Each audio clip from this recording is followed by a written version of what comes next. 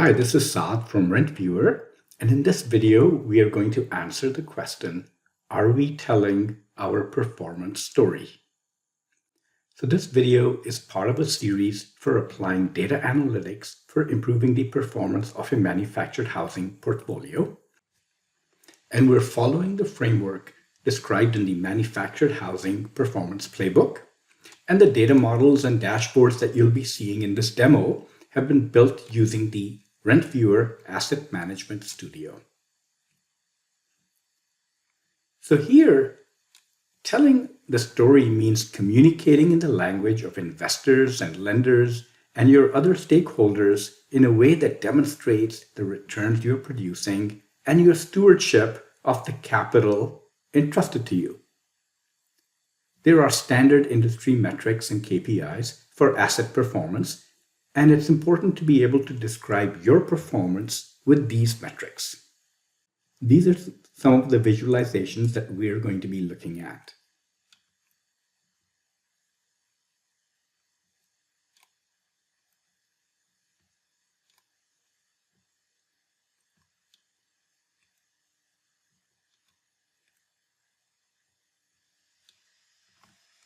So here are examples of some of the calculations that are behind those visualizations. So everyone sets up their chart of accounts differently, and that's okay. Just one extra step is needed to map your GL account to the components of net cash flow and returns on the investment. So here is an example of how we specify those calculations. So for example, equity here is defined as total cash basis minus the loan principal. So where does the total cash basis come from? Well, that's defined as the sum of the cost basis and the capital improvements since you acquired the asset. So what's the calculation for capital improvements? It's specified over here. It's the sum of the balances in these specific general ledger accounts. So this is an example of how we define the metrics that will be needed for being able to tell your performance story. So companies are doing this today using spreadsheets, and some have a hard time displaying these numbers and rolling them up by property type or property group and so on. Our preferred way is to avoid spreadsheets, formulas altogether. So in the Asset Management Studio, we specify the calculations that are required and implement the formulas in the SQL language and save the calculations right in the database.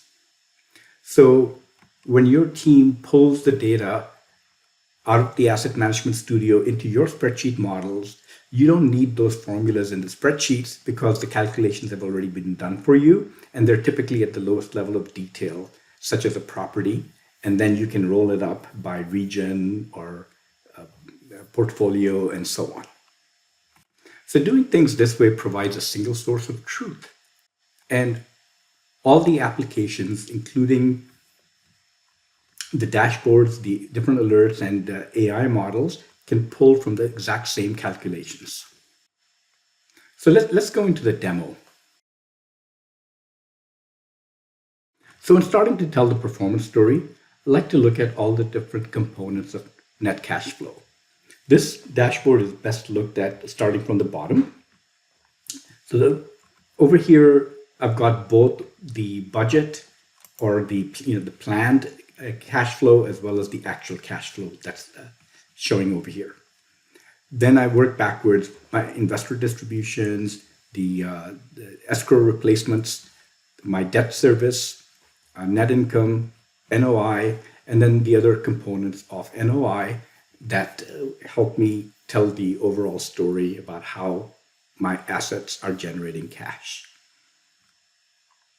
So once I've understood the big picture on cash flow, I can go down into the components and the underlying drivers. So all investment companies have a spreadsheet that looks like this. This one happens to be interactive. I can view my data by property or by a group of properties, and the chart updates automatically, and I can choose the date range that I want to look at. So this also is best to look at starting from the bottom. So over here, I'm showing the cash on cash return, levered return, and the unlevered return. And up above are the different components that go into these calculations. So for example, I've got my net income minus the debt service and CapEx.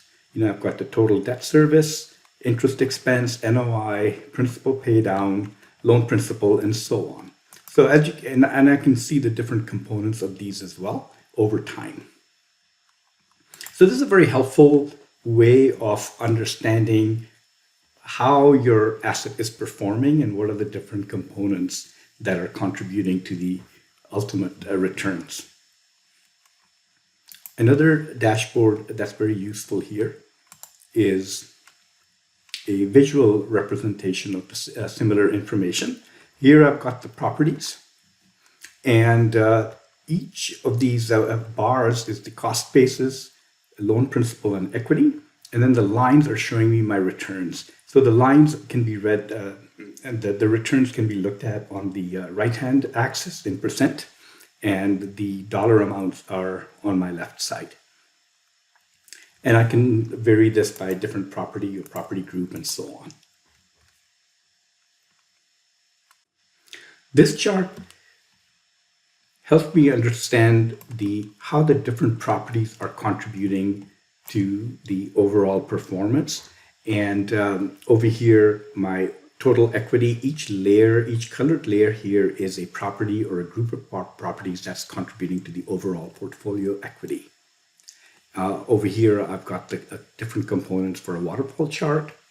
And then down below, similar to the chart I just showed you, is that I'm looking at my NOI less debt service, and less debt service and CapEx for different groups of properties. And then the lines are showing my unlevered returns, levered returns, and cash returns, again, referencing the right-hand axis.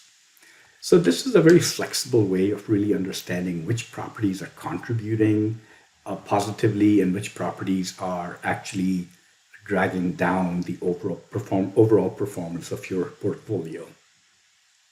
Another chart here is a forecast.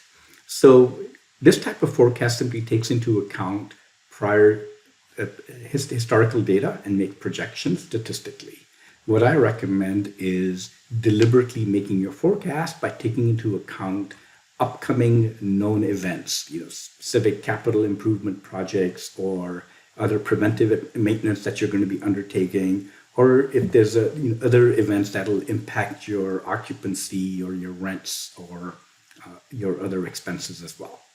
But this is a forward-looking chart that helps you give guidance to your stakeholders.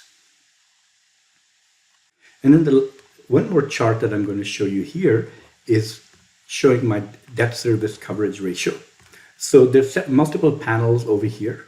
I'm going to start by this is a map of where the properties are located, and the size of the circle shows how much NOI each of these properties is contributing on a relative basis.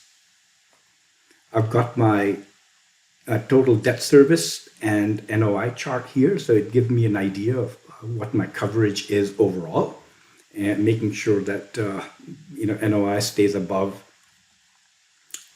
debt coverage. Although I can see over here that this is interesting, and I'll need to know what was going on over here at this time. In this panel on the upper left, I've got my property, cash basis, the acquisition date, terms of the loan, and the type of loan that I have. Further down, this is I'm showing my debt service coverage ratio, and the components of that are my NOI for each period, and then the NOI for the trailing 12, debt service, and then the trailing 12 debt service, and then the ratio of the trailing 12 numbers is my debt service coverage ratio. And I'm showing this for each different property over here. So this is a very flexible, interactive way of looking at your debt service picture, and if there are any properties that are not even covering their debt service through NOI. So this concludes the demo. If you'd like to learn more about the Asset Management Studio or some of our other dashboards for manufactured housing, please get in touch. And you can download the Manufactured Housing Performance Playbook on our website at rentviewer.com/MH Playbook.